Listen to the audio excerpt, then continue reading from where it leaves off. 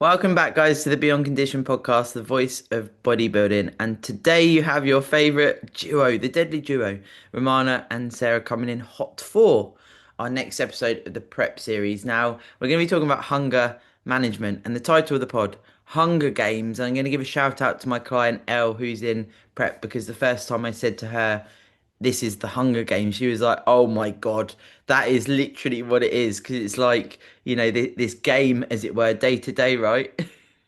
It's a roller coaster. It's like, in the morning when you're full of stims, full of coffee, whatever your little routine is.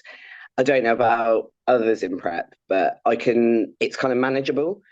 It's the afternoons that then I'm like clock watching between meals. And we talked about it a bit yesterday and over our voice notes about distraction being the key. And it really, really is. Like, I normally eat my first meal around 10:30, but because of this, I pushed it back a little bit. So I sat here, I'd done my check-ins, and I was like, what can I do to kind of occupy myself in the next hour before I can actually eat? So there I was with the fucking Hoover and the mop doing a bit of housework. It didn't really need to be done, but I don't know, feels nice having it hoovered. Yeah, yeah. I feel like as well, you've touched on something there when you're deeper in a deficit that I certainly feel like smaller things mean more. So even like today doing my cardio, I just had this like really epiphany type like, oh, I'm so glad that's done. And then it would be like things around the house. I've done the washing up.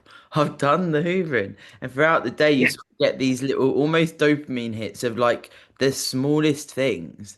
And it's like, wow, who have I become here? In off season, you're just living your best life, aren't you? In off season, it's just like, oh, I've got to do the washing up. In prep, it's like, oh, I can do the washing up. It's like Yeah. something to distract yourself. But I mean, this morning's a classic example for me. Like you mentioned cardio. So this morning was a check-in, and I've hit another new low. And Dan was like, right, no cardio today. So started the day with like 6K dog walk, Mm. had already done 2 rounds of posing. He's then got me doing, I think I did another 6 rounds of posing during that check-in process.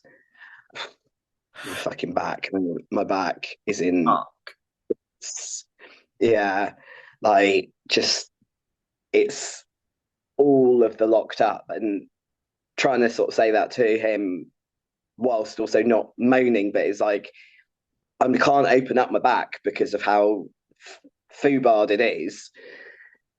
But yeah, so it's like trying to manage what with that time that would normally be taken up with cardio, which is a distraction in itself. It's like suddenly I've got what was it from 8 o'clock when I'd normally start my cardio until just before 11:30 to occupy without the distraction of cardio and my little kind of routine around that. It's like, what what do I do? What do I do? So yeah. yeah, check-ins are done, hoovering's done. Now what do I do after this? Well, I've got a massage. Oh, That's one. yeah. I feel like as well, you've touched on there, it's essentially self-care, isn't it? Like, Yeah, again, we can sort of forget that part to it when we're very much driven individuals. We've got big aspirations, etc. It's like actually some of that time could be trying to have some downtime. However, I find, the difference between having a massage where you're going there, someone's doing the massage, compared to if you try and lay on the sofa. I find that that's really difficult, the sofa part. Whereas if I'm yeah, going for a massage, I'm like, this is helping my muscles, this is helping my body, I'm having a service. And that in a hunger management standpoint, I feel is better for myself. I'm sure you'd agree. yeah. It's like trying to sit on the sofa when you're balls deep in prep or in a pretty harsh diet. It just highlights the uncomfortability, Yes. and it's I'll find myself scrolling through Instagram. I'm watching TV, but I'm not really paying attention. I'm not really concentrating. I end up re-watching a lot of stuff on prep just because of that. It's like when I know what's going to happen, I don't know, it seems more manageable. But you can really just sitting and being. And living with that hunger, it can be really uncomfortable, and Yeah. there's no escaping it. It's well, there are ways and means like we're talking about, but Mm. ultimately it's still there in the background, and you're still thinking, oh, like now I'm like, oh, I've got an hour and 40 until my next meal. Yeah. Yeah. So it doesn't matter what level you're at, it's still there. Mm. It's just how you manage it that changes. Yeah, for sure. I feel like as well, because obviously we've spoken about it before where I fast. I I never did that before. When, in preps, I'd always have meal one before, I'd do stuff, and then as the food went down, I'd do what you've outlined that you do today, after cardio and whatever. And in off season, we took it from my last prep. So because my food went so low in the last prep, it was 1,000 calories a day for 13 weeks, literally day in, day out, that I had to find a space to fill. And I was sleeping for sort of 2, 3 hours. So I do like 12K steps in the morning with the Clen, Himbine, Yeah. coffee, as you've mentioned, stims, etc. And then I'd have my first meal. So then in off season, that had become really habitual. So I actually quite liked doing it. Obviously, then the food goes up and you got to try and be strategic there. But then I've carried it through, and I've surprised myself because I didn't know off the back of a over 2 year off season how that would be. And the fasting really lends itself.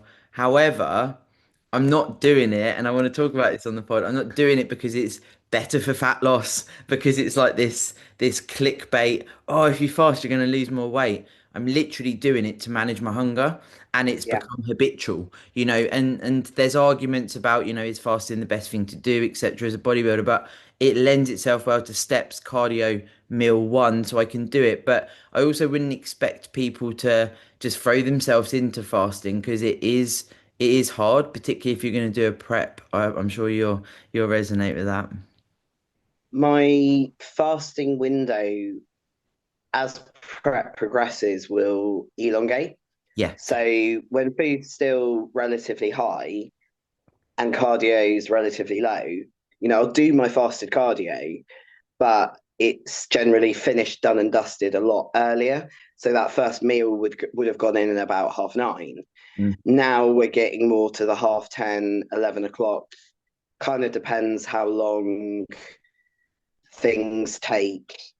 Luckily, so far this prep, my touch wood, my sleep hasn't fucked up quite to the same degree that it has in previous preps. I mean, I'm up at about 3:30, 4 o'clock in the morning, so the fasting window is quite long. But again, at the beginning of prep, I don't tend to wake up as early, so that fasted window is smaller. And it is like you say, it's for me, it's like I can do the steps, I can do the cardio at that time in the morning without hunger being an issue because it's so early. I was out in the forest. Today was a bit later, but sometimes it can be as early as 5 a.m. And Oh. your body's not kind of like wanting food at that point. It's quite happy without food.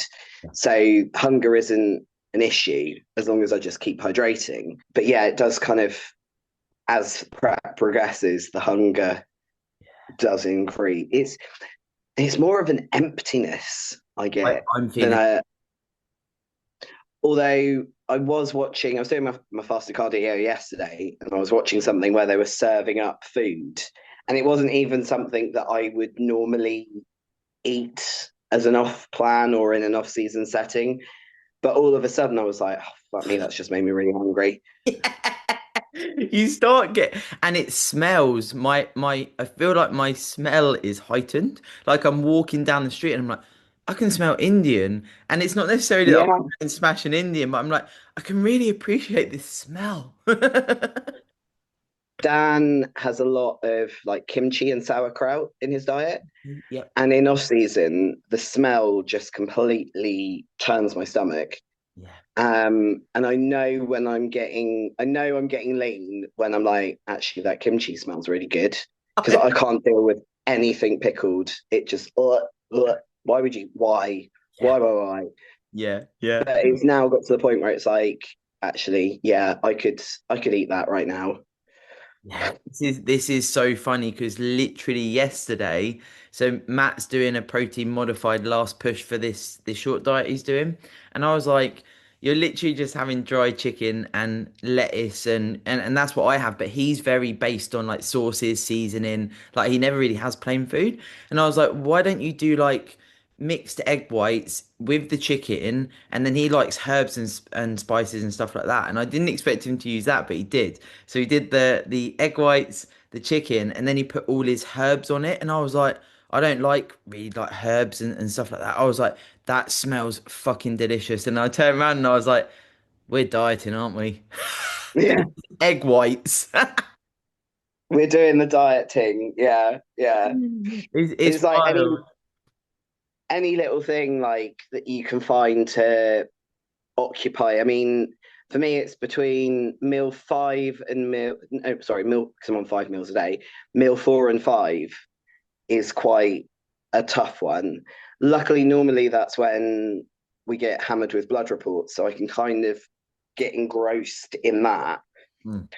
But when prepping for the Olympia, when I was training to be a disability assessor, and you're stuck on the phone for like not only learning a new skill, but then you're stuck on the phone with a claimant for like 3 hours. And I had my like fat dark chocolate allowance, and I'd end up just having a corner and kind of sucking on it whilst I was on the phone just to try and keep cognition up, keep hunger down, so I could actually perform the role. Mm. It definitely hits differently when you're self-employed. It's a lot more manageable, but that doesn't really help a lot of our listeners who probably aren't self-employed. Yeah, I feel as well. Actually, you raised a valid point there. With maybe we could talk a bit about like the office workers that listen and stuff. Because Yeah, I've prepped in office-based jobs. So when I was a fitness manager, a lot of it was admin, which I fucking hated. But obviously, when you climb the ranks or whatever, however you want to frame it, you got to do more of that.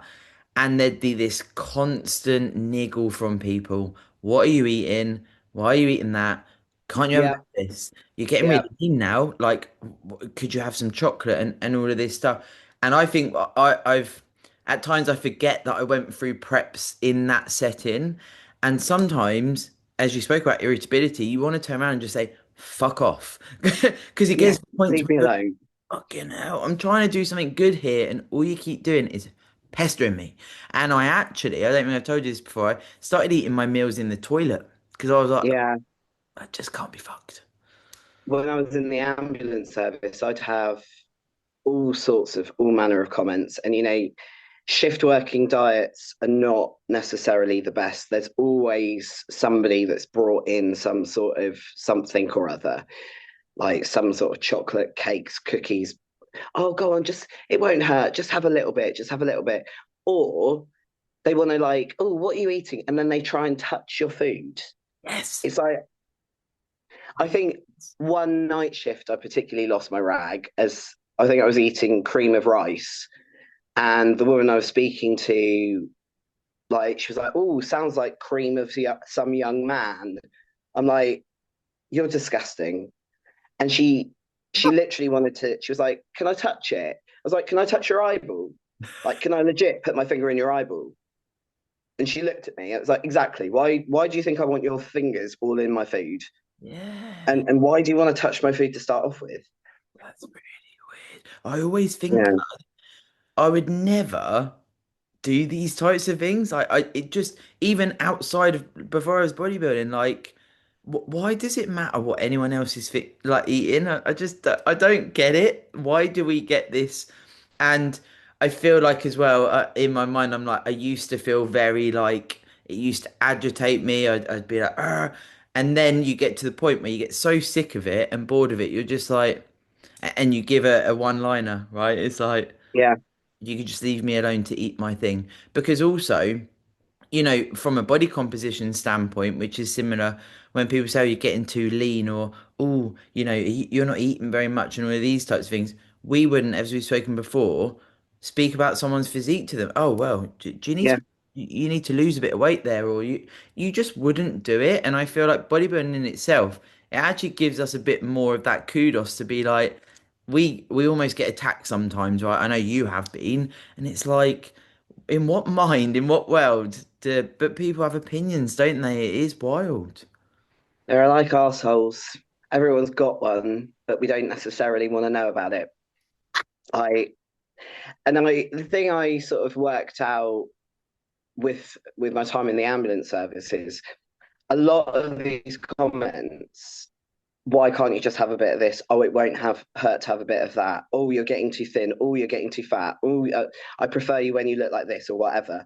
A lot of it, I think, is projection of their own insecurities and their own inability to be, dedicated and restrictive and moderate their intake.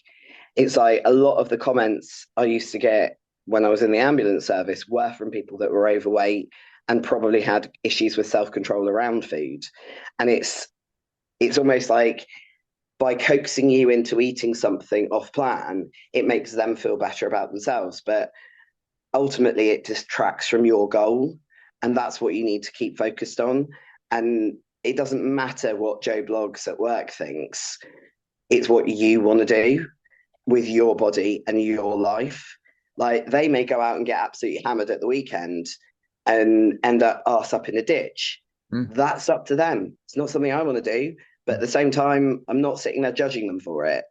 Like coming into work hungover, I just, that to me is far worse than any kind of foods that I may or may not be eating. But yeah, that's socially acceptable. But me eating chicken and rice 3 times a day, like amongst my other meals. Oh, you're always eating. That was the other comment. So yeah, I'm always eating, but I'm not eating that much. Yeah. Like this is like 30 grams of rice here. It's not that much. Yes, I ate 2 hours ago, but that's because that's what I choose to do in my life. Yeah, for sure. I feel like as well, this peer pressure and these types of things, it can, of course, as we've touched on there, get better over time with experience in the game, as it were, and you can sort of harden your shell, etc. I'd be interested to know if you've had, I know on the last pod you said you haven't really had partners, as it were, as a competitor, but when you were CrossFitting and were you watching what you do from a macro standpoint, and did you have partners that were ever sort of picking at you about that? So I've meal prepped for quite a long time to an extent. Mainly because, working shifts, you can't always necessarily get food on the go. And when I started in the ambulance service, I managed to pile on like 2 stone within the first year because, 3 packets of Haribo on a night shift was a standard, plus a McDonald's and Keep going. that sort of.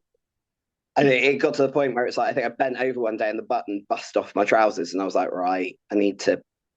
And it was a brief period of kind of, I was at uni at the same time as it was like an apprenticeship. My uni degree basically is the only way to describe it. So I'd be at uni for a week, then I'd be working for 6 weeks, and I'd be back at uni for a week, Okay. and trying to manage being a student whilst also having a full-time job was quite taxing.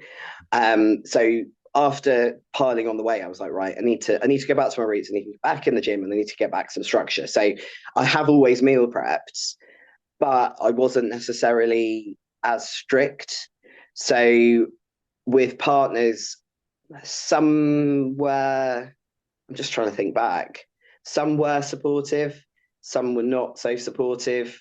Mm. And I was maybe a little bit more influenced by temptation and peer pressure back then. Um, I know I remember having a conversation with the owner of my CrossFit gym, and we had the conversation about, right, do you want to see how far you can take this? And I was like, yes. And I then met a partner who liked to go out, ate a lot of cheese and wine, did a lot of meals out, that sort of thing. And it kind of, I allowed that influence to detract from what I wanted to achieve. And I remember something he said, and I kind of wish I could go back to him now and be like, fuck you. Because it was a comment about, I don't understand why you're doing all of this. It's not like you're going to get anywhere anyway. And it's like, well, you're kind of right. I didn't get anywhere with CrossFit, but I persevered and I have got somewhere with something different. Yeah. And it's like, well, maybe if I'd allowed that or shut out that influence back then, maybe I would have got somewhere further with CrossFit. I don't know, but I'm a better bodybuilder than I ever was a CrossFitter. So, everything happens for a reason. But it is hard when you have a partner that's like, oh, go on, go on. Oh, we're going out to see this person. We're going out to see that person. Oh, we're going to go and drink this. Or we're going to go and drink that. Does it drive you towards your goal? If not, then that's where the dedication comes in, and you have to just be firm and be like, no, sorry, Yeah. can't.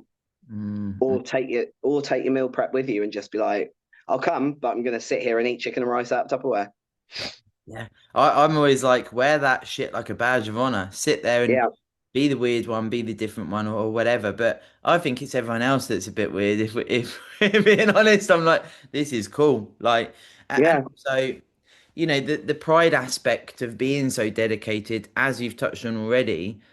There's so many people in the world that wouldn't be able to do what we do yeah, because whether it's personal circumstances and they're not able to for a legit reason, as it were, or whether it's just they just don't have the drive. And it's like, actually, I certainly feel like over my years of doing it, it's rubbed off more on, people that used to be like, Now they're like, can you give me some advice? Or, they yeah, show more intrigue. And it's like, yeah. oh, right, you look like that because you do. Oh, okay, so maybe I could do a bit of that. But we forget we're such a small minority of people in the world. You think that everyone's doing it, and you think that as well. I really like how you talk about it, like when we do the roundtables and things. We're not just these fucking robots. We do have thoughts and feelings as well. We are human as well. And it's not just a case of get the fuck on with it. I really do feel like there's a missing part there sometimes with bodybuilding because you just feel this like shame and guilt that you might think about some food, right? Like it's like you're not allowed to do that. It's more than that. We have emotions as well, guys, and that's important to remember. It's it's odd. It's like one day, like Saturday, working at PCA, Mm. we were right next to the cookie dealer stand. And I Oh, mean, I was on slightly higher food. It wasn't a high day. It was a sort of moderate high day. And Dave was like, "Oh, you must be like fuming that we're sat next to the cookie." And to be honest, that it didn't bother me. He's then got out a packet of crisps or something. He's like, "Oh, sorry, I'm going to eat this in front of you." Didn't bother me. But a bit like you just said earlier, I was walking through town as well yesterday, smelt an Indian, and I was like, "Fucking hell, I could murder a lamp right now." And in off season, it's not something I'd want to eat, but because I could smell it in prep. But the thing I keep reminding myself is feelings and emotions are transient. They will ebb and flow and pass. And it did. Like as soon as I moved on and I think I was walking down the street to Boots or something. By the time I got in Boots, I'd forgotten all about the fact that I just smelled Indian and that I craved a lambasander. And I was focused on trying to remember whatever I went into Boots for in the first place. Like, it is as well. There's, I feel when you go through the preparation, you do multiple seasons, you do get into these funny thought processes, etc. And you mentioned earlier, like you can scroll on Instagram and stuff. There's merit to what you consume as well because I can watch baking programs and stuff and just appreciate, oh, that cake looks really cool. Like, yeah, maybe I'd want to eat some in off season or whatever, but I'm cool. I think that sometimes people can wind themselves up with this type of stuff that they consume, and you're almost like obsessed with looking at food porn, and that can drive, yeah. of course, then the reverse out on the post-show period. I think it can impact that quite heavily, if you know what I mean. And it can also play with your head during the dieting phase in itself. If you're constantly like my Instagram, yeah, the occasional foodie type thing does pop up. But I was actually having this conversation with somebody from the gym who's going through their first prep, and I click on a lot of random shit on Instagram. So my algorithm is very, very random and not necessarily very food focused heavy because I don't tend to look on it. I don't click on it. If it pops up, I scroll on past. But again, that's where, you know, sort of self dedication comes into play, if you click on it and you indulge in watching it, all Instagram's going to do is show you more of that.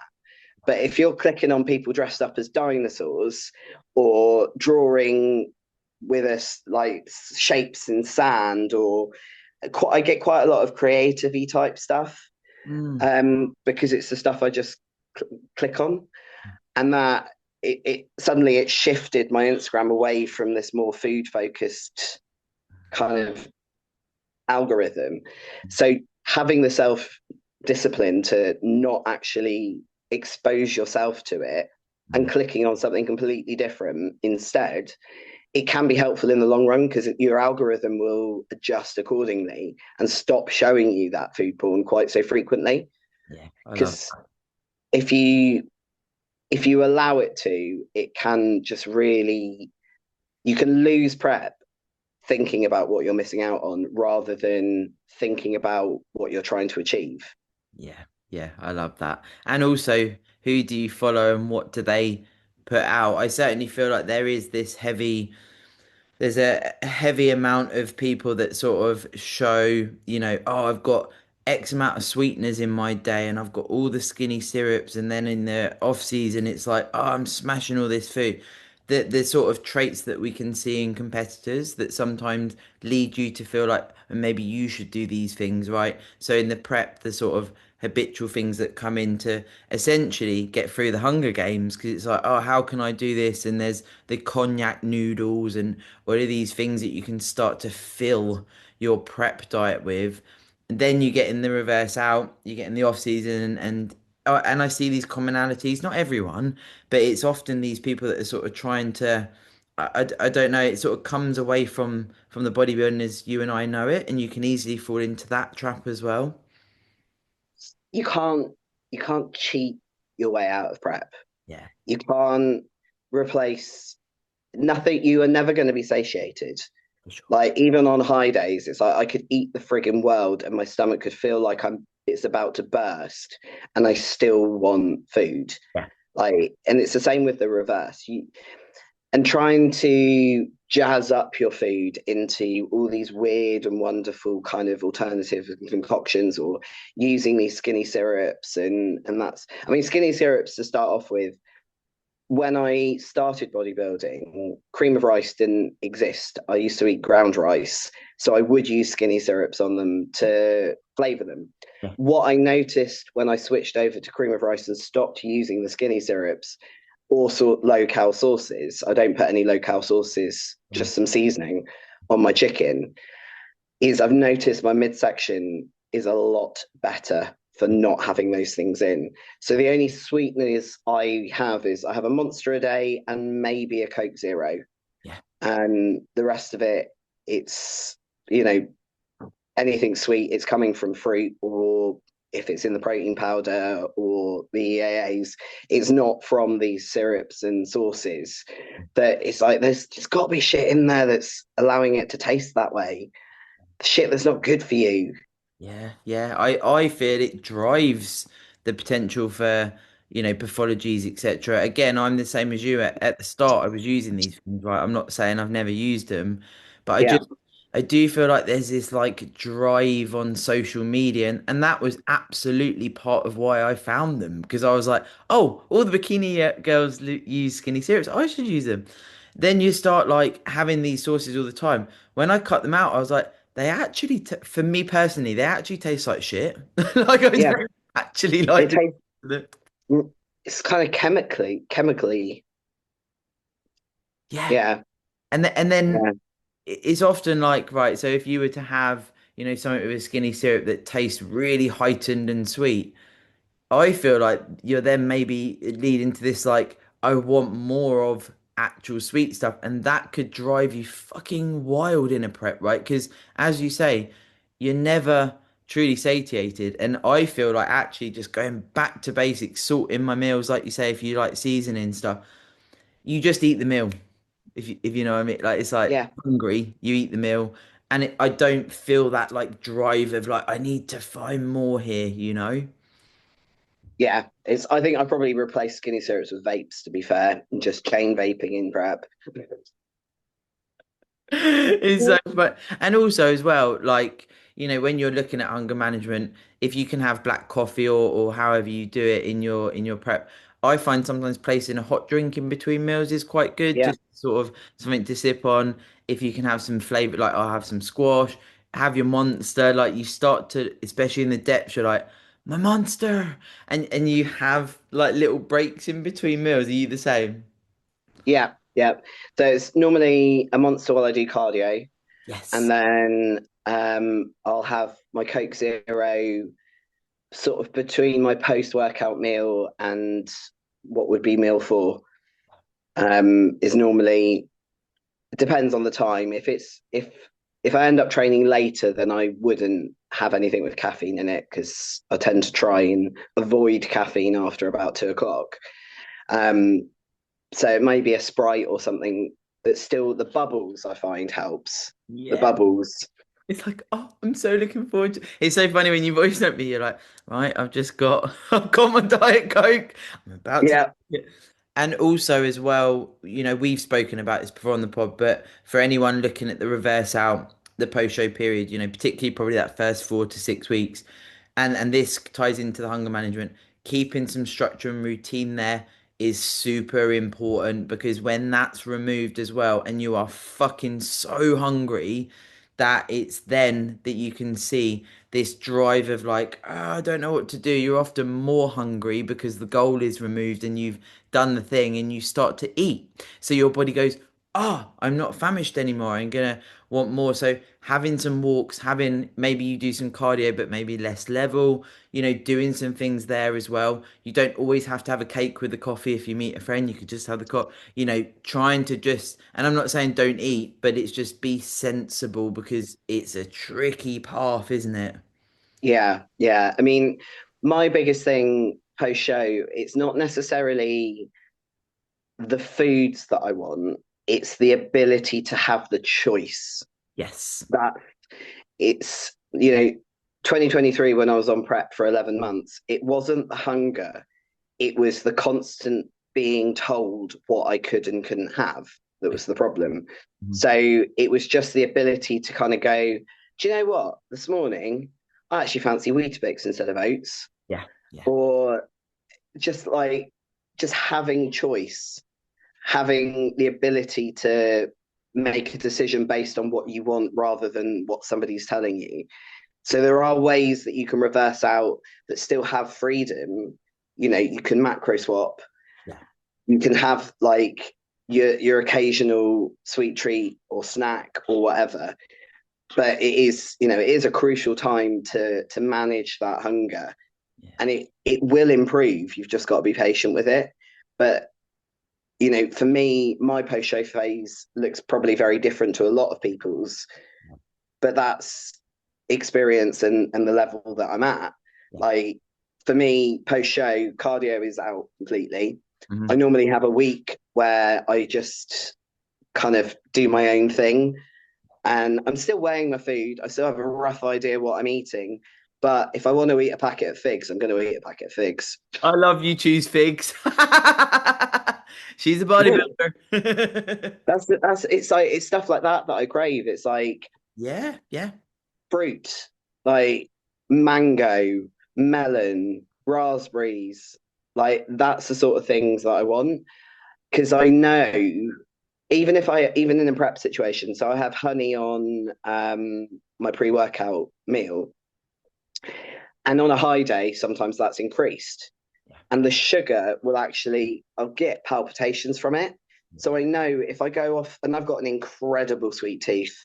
I am such like sweets are my downfall, and I could like quite easily just smash a load of sweets. Like when we were over in Florida, I think I spent about $70 on pick and mix. yeah. Like Willy Wonka, Chocolate Factory. But Oh, that pick and mix lasted. I got back from the O. That pick and mix lasted from November through to January. oh, okay. So it was just like picking on it bit by bit. And it again, it just goes back to that self discipline. It's like I know I could smash that whole thing, but it's not going to make me feel very good, and it's not going to help me achieve the next phase of my goal, which is reversing out and recovering from a long prep. Yeah. All it's going to do is push my blood sugar up and kind of make me feel like shit. Yeah. I Yeah. Mm, It does. yeah. If you're suddenly introducing foods that you haven't eaten for 20 odd weeks, they are going to play havoc with your digestive system, and that is going to just make you feel shitty. And it's trying to, in that moment when you're faced with X, Y, and Z, it's remembering that, yeah, it might taste good, but a couple of hours down the line, Yeah. maybe not so much. The next day, you may end up with some GI upset. Yeah, yeah. I do. I frame it like that at times if I can, depending on the client and what situation it is and how they're feeling. But I do, I try and frame it as exactly as you just did there. When you haven't had these foods for so long, it's not just a case of don't eat that. I'm being the boring coach. It's the GI off the back of it. And we know as coaches and experienced competitors that there's certain foods that could cause quite a knock-on effect to how the person is Please. going to feel. So rather than them feeling, I've had a really nice meal out, there's maybe guilt, there's maybe shame because the GI is upset.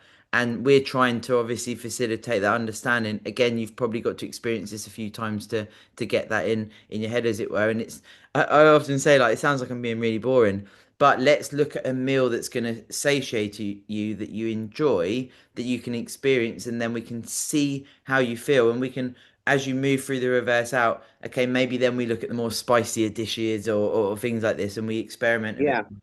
But again, it's learning and being in the game and just all of this, the Hunger Games, what we're talking about there. I do feel like there is an element of getting off on it a little bit, being a bit cathartic and being like, I can do things that people can't. And it sounds maybe a bit, I'm not trying to be egotistical here at all, but it's like, look around and go, fuck, I'm in shape here. I'm doing something so Yeah. driven. I don't need the meal just yet. I'm going to push it back 20 minutes. I could do this. It's like I was last night was a prime example. I was sat here and it was like, well, I'm due a meal. I'll just do one more blood report. I'll just do one more blood report. And suddenly I'm like half an hour behind the meal, which then kind of feels cool because it's like, oh, I've only got an hour and a half until the next meal. But Yeah. that in itself can be problematic because, I mean, if you're if you're backing up meals, you're just backing up food in your already slowed down GI system. So it's also not necessarily the best thing to do. Like we were talking about fasting earlier, that fast for me doesn't mean that I eat normally unless I get distracted. Doesn't mean that I eat my meals any closer together. Yeah, for sure. It's just because I'm on 5 meals, it it sort of allows them to be spread evenly through the rest of the day without too longer gaps. But it's still around 2.5, 2 hours Yeah. between meals, unless I do get distracted. Yeah, for sure. Relevant point there. Try not to, get into the realms of too much of the sort of hoarding of macros and then just eating a load and then obviously trying to go to bed, etc. as well. Again, it's this fine tuning to what works for you, and that's a message in this episode, finding the pattern, the amount of meals, etc., that works for you. And maybe if you can communicate with your coach to look at preferences and if you can do macro swaps, depending on where you're at, etc is important as well. Now, next week, we're going to talk about fatigue fuckery and then a bit of insight for the guys. We're also going to do an episode on around your peak week, aren't we, before Yeah, the show? yeah, And then a post-show being one as well for a yeah. recap. So a bit of insight into what's coming as well for our people. These episodes have been really well received. I don't know if you've had any messages, but yeah, I'm feeling like we're onto something here. I might have done, but to be honest, like with the way the weekend went and just general like where my head is at, I still have a terrible habit of reading an Instagram DM, thinking I'll get back to it later, and then it gets pushed down, pushed down, pushed down, and I completely forget. So yeah, She is here though, that guys. She's here with us. I am just about here in body, not necessarily in mind. I love it. I love it. Well, guys, if you've been listening, thank you, of course, for the support. And as I say, next week, fatigue fuckery. So thank you, Romana, for placing your meal today for this epic episode. And Yeah. I'm gonna listen to your voice note and reply after this. So we will speak Oh, real soon. enjoy. Catch you Love it. later. See you later.